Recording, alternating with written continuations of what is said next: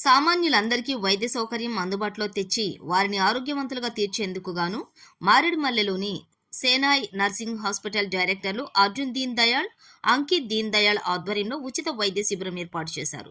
మల్కాజ్గిరి నియోజకవర్గం 139వ డివిజన్లోని శ్రీ వెంకటేశ్వర కాలనీలో ఉన్న వార్డు కార్యాలయంలో కోఆర్డినేటర్ మచ్చందర్ నేతృత్వంలో ఉచిత వైద్య శిబిరాన్ని నిర్వహించారు.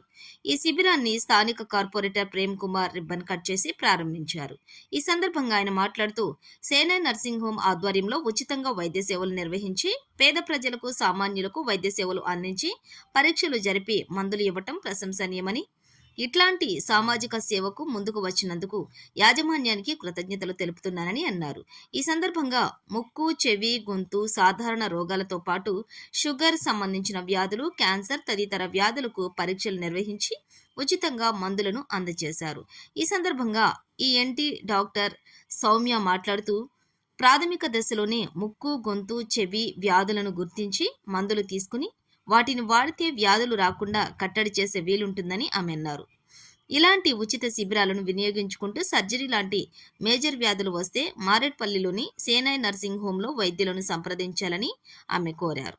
ఈ కార్యక్రమంలోని కాంగ్రెస్ పార్టీ 139వ డివిజన్ అధ్యక్షులు, సత్యమూర్తి కాలనీ అధ్యక్షులు బ్రహ్మయ్య, నాయకులు రామ్ కుమార్, శివకుమార్, శ్రీనివాస్, డాక్టర్లు సౌమ్య, శ్రీకాంతి, సూరజ్, సిబ్బంది రాకేష్, ప్రవీణ్, కన్నా, సంపూర్ణ, మీనా తదితరులు పాల్గొన్నారు.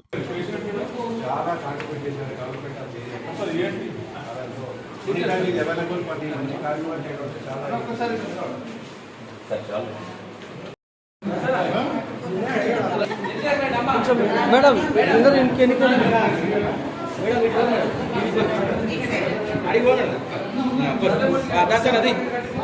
సార్ భయంగా ఉండండి.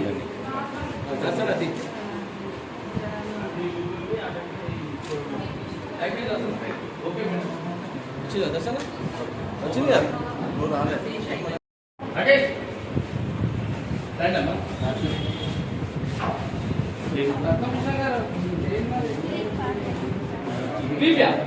నువ్వు నీకు బీపీ ఏదన్నా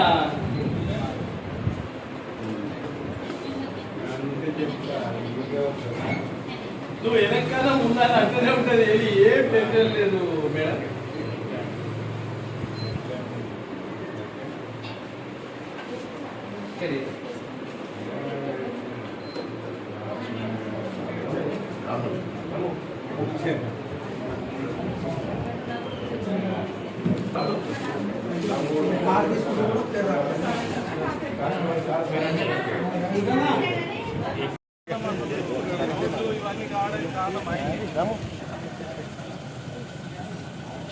ఓకే ఓకే దగ్గర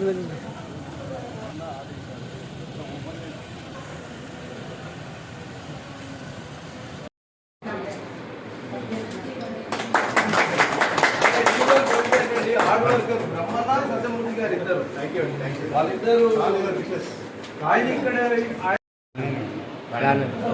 1 minute బండి.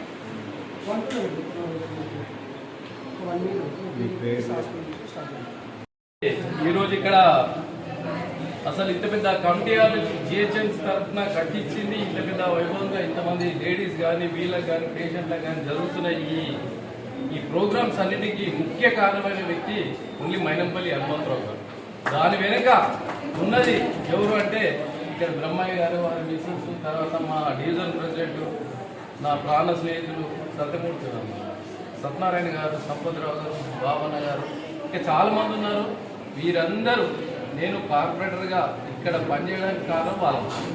తర్వాత ఈరోజు మీ ఛానల్ వారికి ముఖ్యంగా ఈరోజు చెన్నై నర్సింగ్ హోమ్ వాళ్ళు ఎప్పుడు వెళ్తుంటే మారేడుమల్లి పోతుంటే చూసేది ఎక్కువ. చాలా పాత హాస్పిటల్ అంటే అప్పటి నుంచి నడుస్తుందంటే చెన్నై నర్సింగ్ హోమ్ అనే పెద్ద పేరు. అసలు నేను అనుకోకుండా ఇప్పుడు వెళ్ళే ముందు వచ్చి చూస్తే ఇంత పెద్ద ప్రోగ్రామ్ ఉందంటే నేను అనుకున్నా ఇంత పెద్ద కమిటీలు కూడా సరిపోవట్లేదు, చాలా బ్రహ్మాండంగా ఇదే ఇట్లాంటి కార్యక్రమం ఒకసారి అవకాశం ఇస్తే ఒక స్లమ్స్లో పెడితే చాలా మంది ఇక్కడ దాకా రాలేదు. ఒక స్లమ్స్లో మీరు టైం ఇస్తే ఆ స్లమ్స్లో పెడదాం. ఆ రోజు అవసరం ఉంటే గౌరవీయులు హనుమంతరావు గారిని పిలుస్తాం, అన్నని పిలిచి అందరిలో ఒక స్లమ్స్లో పెద్ద ప్రోగ్రామ్ చేద్దాం. ఇంకేమన్నా మీరు కూడా మీడియా మిత్రులు ఇట్లాంటివి కొంచెం ముందుకు తీసుకుపోయి ఇప్పుడు మీరన్నా టీవీలో రావంటే ఇది వస్తే మాకు ఒకసారి మాట్లాడాను.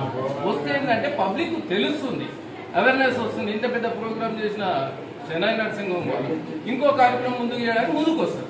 ఇది ఎక్కడ తీసినాము, మనము మైక్ల ముందు నిలబడ్డాము, ఆ ప్రేమ్ కుమార్ మాట్లాడిండు, నరికిండు అంటే నరికేటిగా చేసే పనులు చేయాలి. థ్యాంక్ యూ అండి. ఇంకేమైనా ఉంటే కూడా ముందు నన్ను అడగండి, నేను చెప్తాను. Thank you. ఈరోజు ఈ camp doctor Deen Dayal sir and doctor Arjun sir and doctor Ankita madam ఆధ్వర్యంలో జరుగుతుంది. నేను ఒక ఈఎన్టీ డాక్టర్. నేను చెవు, ముక్కు, గొంతుకి సంబంధించిన వ్యాధులన్నీ వాళ్ళ చూశాను. ఓకేనా, ఏమన్నా మా హాస్పిటల్లో అడ్వాన్స్ పరికరాలతోటి అన్ని చెవుకి, గొంతుకి, ముక్కుకి సంబంధించిన వ్యాధులన్నీ ట్రీట్మెంట్ చేయబడతాయి. ఇవాళ కూడా కొంచెం ట్రీట్మెంట్స్ వీలైనంత వరకు చేయగలిగాము. ఇంకో కొంతమందికి సర్జరీస్ అవసరం పడిన వాళ్ళకి హాస్పిటల్కి రమ్మని చెప్పాము. అండ్ క్యాంప్ అండ్ మేము ఫ్రీ క్యాంప్ కూడా ప్రతి బేస్తవారం 3 నుంచి 5 గంటల వరకు నిర్వహిస్తాము. సో అందులో డిస్కౌంటెడ్ ప్రైసెస్లో మీకు అడ్వాన్స్ టెక్నాలజీస్ ట్రీట్మెంట్స్ అన్నీ అవుతూ ఉంటాయి. సో ఈ క్యాంప్ని అండ్ మా సదుపాయాన్ని ఉంచుకోవాలి అని కోరుకుంటున్నాను.